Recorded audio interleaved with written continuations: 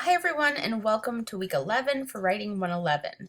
So you've all just turned in your rhetorical analyses, and I'm going to look forward to responding to those over the next week or so. So we're starting our fourth module, the research essay. This is our last major project for the course.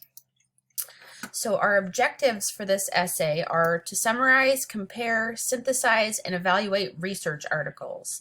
That's a key distinction from some of the other projects we've worked on so far, and a key feature of academic writing.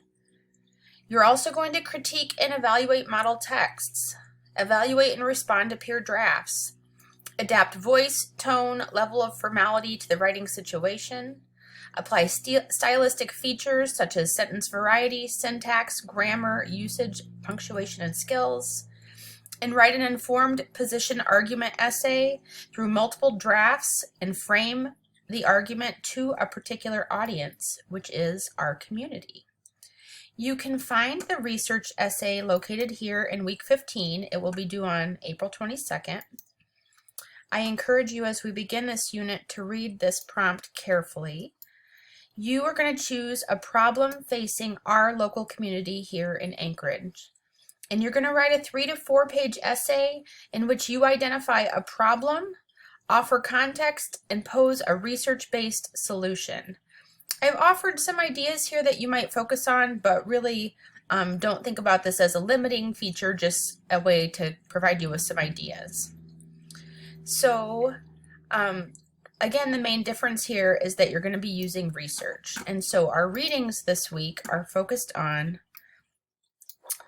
here in week 11 media, our media is focused on library literacy and starting to work with research. So you'll find some resources that are focused on researching an argument and some that are focused on locating source material. This week we will also complete the large group workshop, which will take place just like we did for the personal narrative and the rhetorical analysis.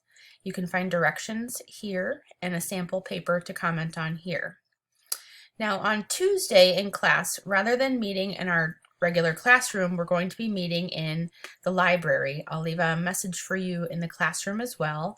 But if you even think about coming to class, Tuesday is a really good day to come to class because we're meeting in the library.